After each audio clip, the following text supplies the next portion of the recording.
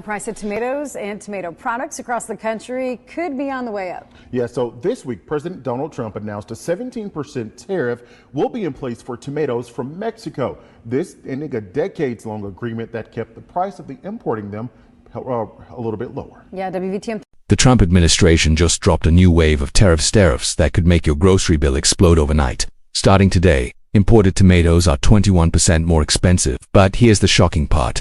The real victims aren't just shoppers, it's America's farmers. In the blazing fields of Florida, acres of ripe, juicy tomatoes are being destroyed. Not because they're spoiled, not because they're unsafe, but because it's cheaper to let them rot than to harvest them. Millions of pounds of food gone, families struggling, farms collapsing, and prices soaring. And this isn't just about tomatoes, it's the warning shot of a much bigger crisis that could threaten the future of American farming. Smash that like button before we dive in, because stories like this need to be heard. Chapter 1. A market in freefall. California, Florida, and Texas, the backbone of America's tomato industry, are facing a collapse unlike anything farmers have seen in decades. On paper, these states should be thriving. They have the climate, the soil, and the infrastructure to feed millions. For generations, families have built their livelihoods on tomatoes, shipping them to grocery stores, restaurants, and fast food chains across the country. But today, those same farmers are staring at mountains of crops with nowhere to go. Shipments are being rejected not because of poor quality, but because buyers simply don't exist anymore. Import tariffs and shifting trade policies have created a ripple effect, drying up markets that once felt secure. Storage facilities are bursting at the seams. Refrigerated warehouses are full, and every day that produce sits unsold, its value drops closer to zero. Prices at wholesale markets have crashed below the cost of production. Imagine working months under the blazing sun paying for seeds, fertilizers, equipment, irrigation, labor only, to discover that selling your harvest will leave you deeper in debt. For many farmers, that's the nightmare reality of 2025. Contracts that once provided stability have vanished. Grocery chains, distributors, and middlemen are pulling out of agreements, citing market uncertainty. For farmers, that phrase translates into bankruptcy notices, unpaid loans, and the looming loss of land that has been in their families for generations. It's not just economics, it's emotional devastation. Some farmers are reporting sleepless nights, watching crops rot in the fields, knowing that every acre plowed under is food that could have fed thousands of families. Food banks, overwhelmed with requests, plead for donations, but even giving tomatoes away has become complicated. Transportation costs, safety regulations, and logistics make large-scale donations nearly impossible. In Florida, trucks once loaded with fresh produce now sit idle in dusty lots. In California, migrant workers, many who travel hundreds of miles each season to harvest crops, are being sent home early with no pay. And in Texas, farmers who once exported truckloads to Mexico are now blocked by tariffs and trade disputes that choke off one of their largest markets. For decades, tomato farming was seen as stable, a cornerstone of American agriculture. But in just a matter of months, that security has unraveled. What once was a reliable livelihood is now a gamble. Few can afford to keep playing. The message from the markets is brutal and clear. Grow as much as you like, but don't expect anyone to buy it. And this is only the beginning, because as tomatoes collapse, other crops could be next. Chapter 2. Mexico steps in while acres of American tomatoes rot in the fields of Florida, California, and Texas. Just south of the border, a very different story is unfolding. Mexico, once seen as a secondary supplier, has transformed itself into a global powerhouse of tomato production. And as American farmers struggle with falling prices, rejected shipments, and vanishing contracts, Mexican growers are stepping into the void with ruthless efficiency. It's not just about cheap labor, as critics often claim. The truth runs much deeper. Over the last 2 decades, Mexico has poured billions into agricultural modernization. Entire regions once dominated by small open-air farms have been converted into sprawling high-tech greenhouse complexes. These aren't the rickety plastic-covered tunnels many picture when they hear the word greenhouse. These are climate-controlled megastructures, designed with precision agriculture in mind. Inside, temperature, humidity, and even the intensity of light are carefully monitored and adjusted. The result: tomatoes that are consistent, uniform in size, shape, color, and flavor, exactly what global supermarkets and restaurant chains demand. While American farmers fight unpredictable weather, pests, and rising costs, Mexican producers are delivering a reliable product, season after season. But production is only half the story. Mexico has mastered the business of exports. State-of-the-art packaging facilities ensure tomatoes look as good on arrival as they did when they left the vine.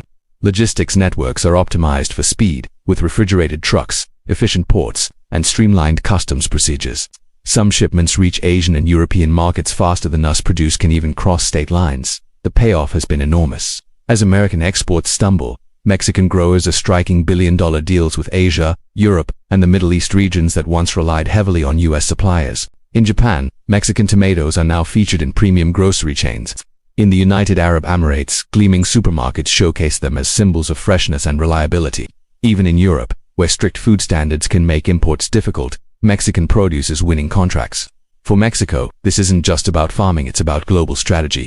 Every new deal chips away at America's dominance in agriculture, cementing Mexico's role as the world's go-to supplier. And as farmers in Florida plow under their unsold crops, Mexican growers are negotiating new partnerships, signing long-term agreements, and building relationships with buyers who may never return to the United States. The irony is painful. While American farmers cry out for relief, politicians argue and tariffs escalate, Mexico is quietly building the future, a future in which US tomatoes are no longer the standard, but the backup plan.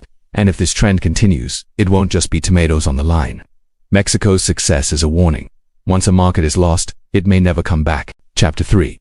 Policy that backfired. At the heart of this collapse is a policy shift almost no one noticed.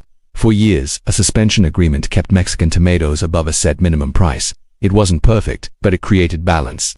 Mexican growers couldn't undercut American farmers by flooding the market with cheap produce. But when that agreement quietly ended, the price floor disappeared overnight. Suddenly, Mexican imports surged into the US at prices far below what American farmers could match. Remember, US growers are burdened with higher labor costs, expensive equipment, strict environmental regulations, and rising fuel prices. Competing with Mexico's streamlined system was like sending a horse to race against a car. The result? Chaos. Within weeks, contracts collapsed. Wholesale prices nosedived, and American farmers found themselves squeezed out of their own market. A policy meant to encourage fair competition ended up kicking the legs out from under America's tomato industry. Chapter 4. Buyers losing faith. The crisis isn't only about price. For international buyers, stability is everything. When a supermarket in Germany signs a contract, or when a restaurant chain in Japan needs shipments, they want certainty. They want to know that tomatoes will arrive on time, in the right condition, and at a predictable cost. But America has become a gamble. Tariffs change overnight. Border delays stretch for days. Storage systems are outdated, and transportation costs keep climbing. To a global buyer, US tomatoes now look like a risky bet. Mexico, meanwhile, offers reliability. Contracts are honored. Shipments are tracked. The supply chain is modern, efficient, and predictable. Their government actively supports exporters with subsidies and streamlined customs.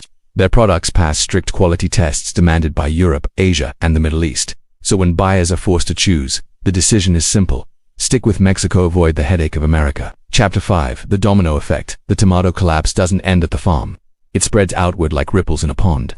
Packing houses cut shifts, leaving workers without paychecks. Truck drivers lose routes as fewer loads leave the fields. Local equipment dealers, seed suppliers, and fertilizer shops see customers vanish. Even small-town diners and gas stations, once buzzing with farm workers during harvest season, now sit half-empty. Entire communities built around agriculture begin to unravel. And for farm families, the emotional toll is unbearable. Generations who believed farming was their identity are now telling their children there's no future here.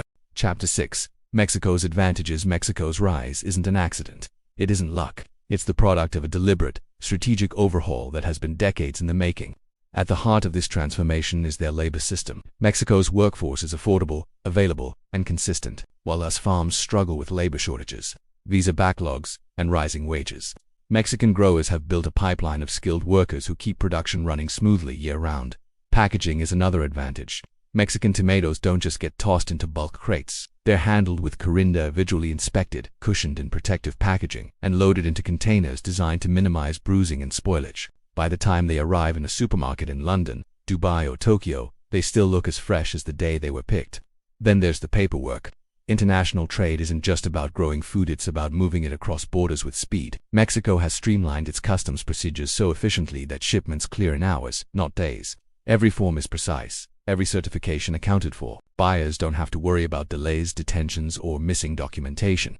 Compare that to the US, where exports are bogged down by inconsistent paperwork, outdated cold storage, and bulk shipping methods that damage produce. Trucks wait for clearance, shipments sit in limbo, and every hour lost means tomatoes arrive softer, less appealing, and ultimately less valuable. For buyers working on razor-thin timelines, those delays are unacceptable. And that's why Mexico has something far more valuable than just a competitive price. Mexico doesn't just sell tomatoes. Mexico sells peace of mind. Chapter 7. A global shift here. The cruel irony.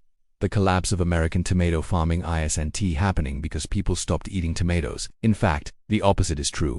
The world has never consumed more tomatoes than it does today. From pasta sauces in Italy to curry bases in India, from ketchup bottles in American diners to fresh salads in Japanese markets, demand is exploding.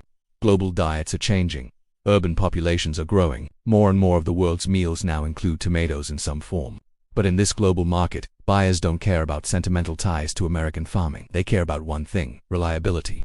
And that's where the United States is losing. While American farmers are locked in political debates, trapped by tariffs, and struggling with outdated infrastructure, other nations are racing ahead. Spain, Morocco, the Netherlands, and of course Mexico are all investing in modernized agriculture designed for export success. They're agile, they're competitive, they can deliver on time, at scale. And America, once the undisputed king of tomato exports, it is now struggling to even hold on to its domestic buyers. The global tomato trade is no longer about who grows the sweetest, reddest fruit. It's about who can deliver the best tomato on time, in perfect condition, with zero complications. And increasingly, that's not the United States. Chapter 8. The human cost of decline. Behind every statistic is a family. Behind every empty packing house is a community. This collapse isn't just economic, it's generational. In rural America, farming was once a badge of honor. Children grew up knowing they would one day inherit the family land, carry on the tradition, and keep feeding the nation. But today, that promise is breaking. Young Americans are turning away from agriculture. The risks are too high, the profits too small, the work too punishing. Many prefer jobs in cities, where the paycheck is steady and the future feels secure.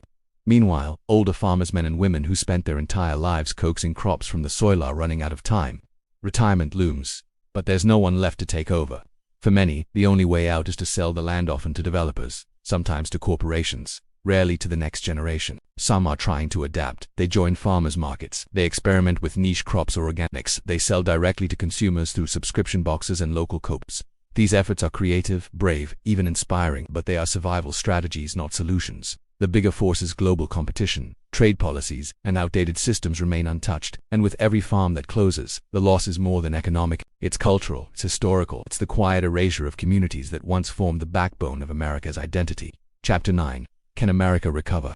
The question now isn't whether the U.S. tomato industry is in crisis. It is. The real question is, can America recover? The answer is yes, but it won't be easy. To compete, America must embrace the very technologies its rivals have already mastered. Precision agriculture using drones, AI, and soil sensors can cut costs and maximize yields. Robotics and AI-driven sorting machines can speed up harvesting and reduce waste. Small and mid-sized farms could band together, forming regional cooperatives to share cold storage, distribution, and marketing resources. Collectively, they could achieve the scale needed to compete with industrial farms abroad. The cold chain, America's system of keeping produce fresh from farm to shelf, needs urgent modernization. Faster, more reliable transport could restore buyer confidence in U.S. produce, and above all, America needs smarter trade policies and real government support. Farmers cannot fight a globalized system with outdated tools and empty promises. The path forward exists, but it demands vision. It demands investment. And most of all, it demands the courage to let go of the past and build a farming system for the 21st century. Chapter 10. More than just tomatoes. This isn't just a tomato story. It's a warning sign. Tomatoes are the canary in the coal mine. They are the first major crop to reveal just how fragile America's agricultural system has become in a globalized world. If the U.S. can't adapt, other crops will follow. Wheat, corn, apples, even dairy industries that once felt untouchable could crumble under the same pressures of global competition and outdated policies. The American tomato once symbolized abundance, freshness, and reliability, a staple on every table, a mark of pride for American farming. But today it has become a symbol of decline. Closing, adapt, or disappear, the demand for tomatoes hasn't vanished. The world still wants them. In fact, it wants more of them than ever before. But instead of turning to America, buyers are looking elsewhere. To Mexico, to Europe, to Morocco, to the Netherlands. This is about more than farming. This is about whether America can evolve, whether it can modernize, innovate, and lead in a new era of agriculture, or whether it will stand still, watching one of its most iconic industries collapse quietly into history. Because in the global marketplace, the winners aren't the ones who wait. The winners are the ones who change.